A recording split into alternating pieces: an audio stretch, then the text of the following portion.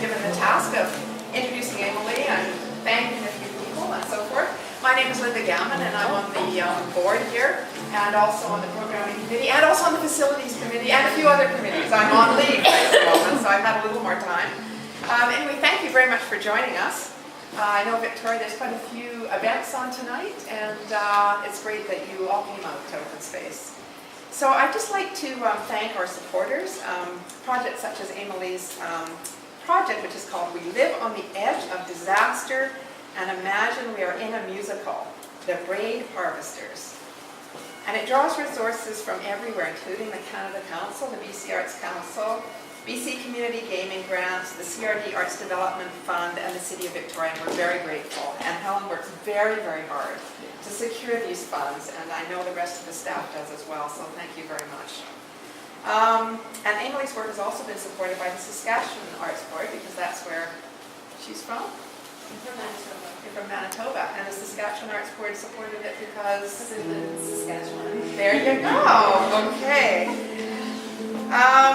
Open Space has a number of great members and staff and volunteers who've helped on this project, so I'd like to thank them. First of all, the staff, Jacqueline Bordelucci, who's right here, and Miles Eastford, who is somewhere there, working hard, and of course Helen, who I already mentioned and thanked, Reagan Shrum, who's back there, Graham McCauley, who is right there, thanks Graham, Zoe McCormick, who is not here. Not here, okay. And then volunteers for this project who were here sewing and hanging apples or tomatoes.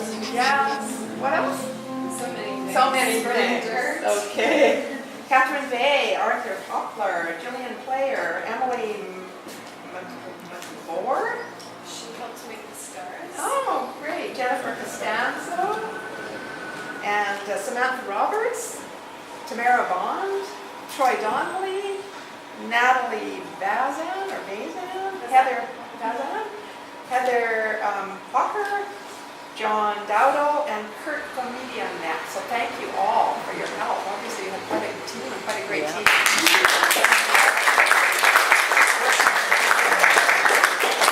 So now just a few words about Amalie before she is going to introduce you to talk a little bit about the work that she's made here. So her short films have been shown locally at Antimatter Film Festival, as well as across Canada in places such as WNTX Film Festival in Winnipeg, Film Pop in Montreal, and Continental Drift Film Festival in St. John. Last year she exhibited in the Massachusetts Museum of Contemporary Arts exhibition Oh Canada, which I'm sure you've all heard of. And Atkins' work has been presented at the Textile Museum of Canada in Toronto and the Mendel Art Gallery in Saskatoon, and is currently featured in the exhibition They Made a Day Be a Day Here, which is traveling across the prairies. And curator, I don't know if Amy Fung is in the audience, but I think the curator might be here, or yeah, she is here? Yeah, somewhere. Anyway, thank you. Her work will be the subject of a major exhibition and book organized by the Mackenzie Art Gallery in January of 2014. Amalie and her partner Paul and son Oscar live in Saskatoon. So thank you so much for being here for the last couple of weeks and building this wonderful work for us to look at. So I'll just let you say a few words about it if you would. Sure. Thank you. So, Yeah. stand here. Hello, everyone. Thanks for coming.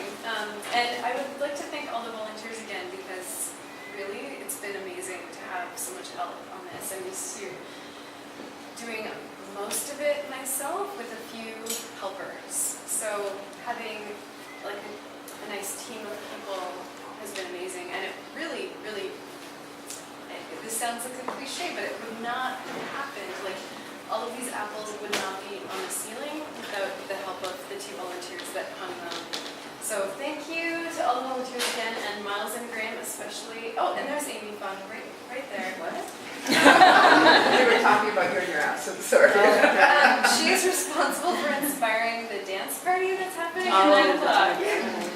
Right before this residency, I was in Grand Prairie for the opening for the show that Amy curated, and we had a really super awesome dance party.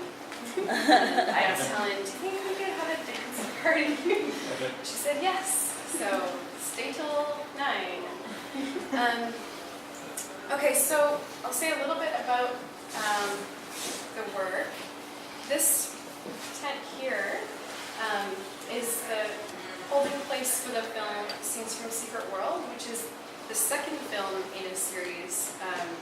3 Minute Miracle is the first film. That's the one that played at Antimatter a couple of years ago. And then this film is the first in a new series. It's kind of confusing. This is from We Live on the Edge of Disaster and Imagine You're in a Musical. So there's a whole series of films that will follow this. And this is kind of the end of the other series. And the apples unite them both. I'm not sure what else to say, but if there's questions, I don't want to get too long-winded, but if there's anything you're curious about, okay, so maybe I can explain. This was planned, and this was unplanned. So I wanted to have something that would be solid that I could present to you that I had thought through and spent a long time thinking about.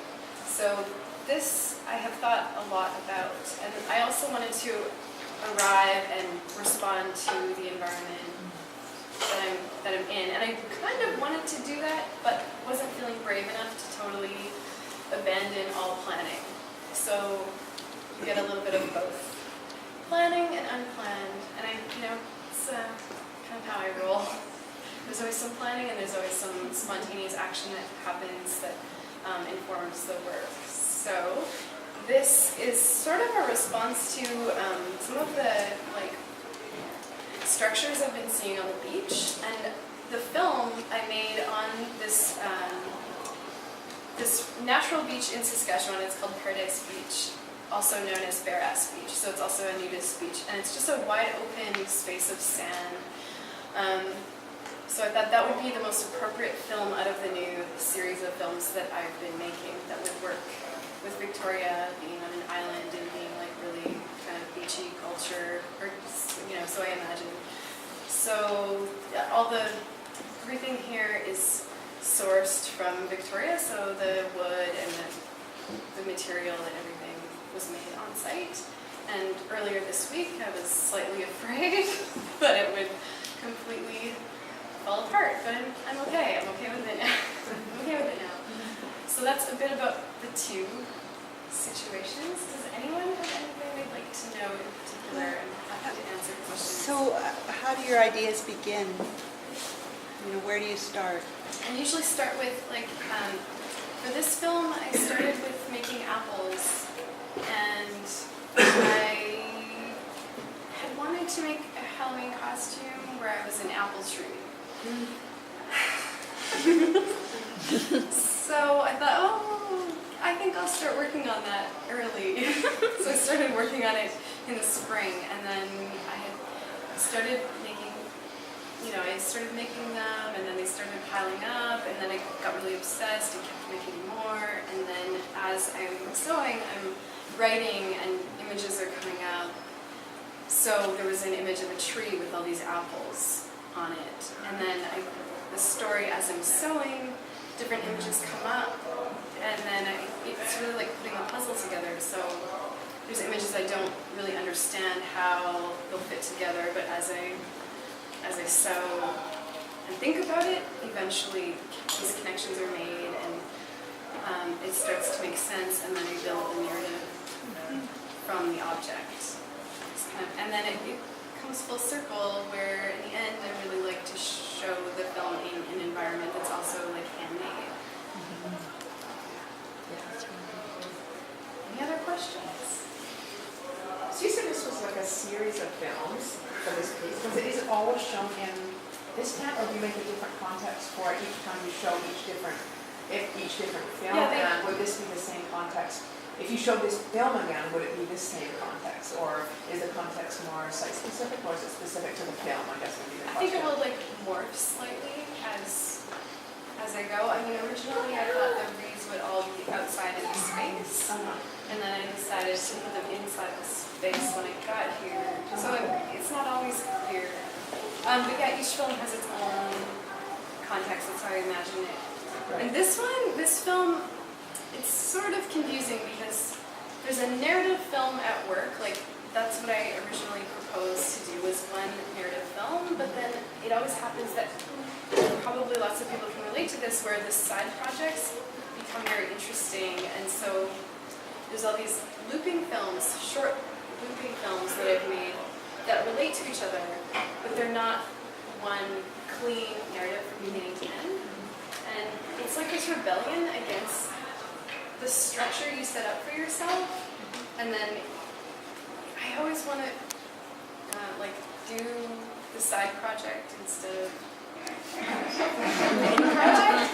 And it's like well, it's a way to deal with a big project. You know, if you can shoot a film in one afternoon as opposed to, you know, days and days and days shooting, and it's also easier for working with people. You can kind of divide up the categories, so it's not, you're not relying on one person for this entire narrative. Like, it's a lot of responsibility for one person to carry an entire narrative.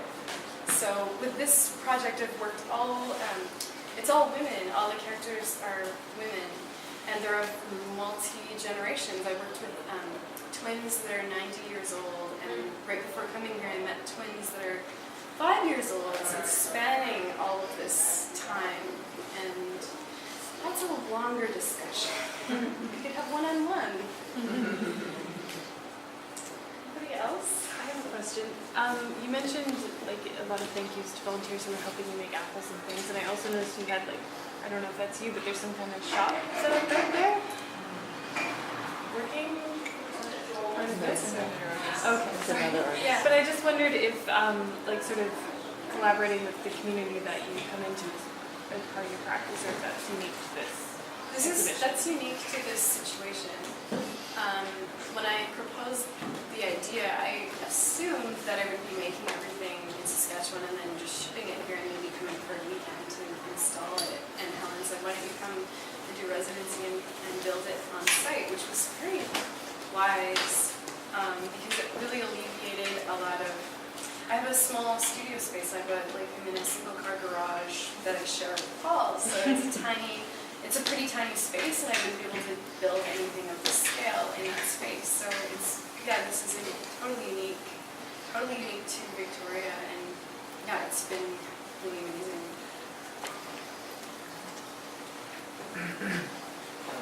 Why the yurt? What's the inspiration for the yurt? Is the practicality, or is there something else? It's like a mobile home. They're great, huh? I think from just being really practical, and when I was in art school, I always made things that I could disassemble and then fit on my bike. Yeah. And so I carry that idea with me still, where it's hard to make something that I can't disassemble and like deal with. Although it's a lot of wood. Like I can't carry this on my bike, but the whole idea of it rolls up, it might not need a crate, all of that. I can't get away from that idea. And yurts are, there's lots. There's lots of reasons, but that's a practical reason. So when the show is over, do you take this with you and then would you put it up somewhere else, or? Yeah, this will be shown at the Mackenzie in January, along with the yet to be announced films that follow this film and new structures. Okay. So maybe it will get shipped straight to the Mackenzie. Or it will be like resting above my head in the rafters. So it's not too difficult. I think you do the part, and it's got that aspect to it, which is kind of has a sense of that sort of nomadic or whatever that you were talking about. That you can put on your back, not exactly on your back, but on the other hand, it's a large piece of sculpture, but you can kind of dismantle it and it can go in a very small crate, and you can ship it, or they can ship it somewhere else. Yeah, it's nice. And it's sort of like a barn raising. Like I felt like all of the summer students got to come and hang this, and it felt like sort of a bonding, some bonding time happened as you were Nice. putting this all up. It's a good group effort. I'll let you just enjoy yourselves. That's quite good. Happy to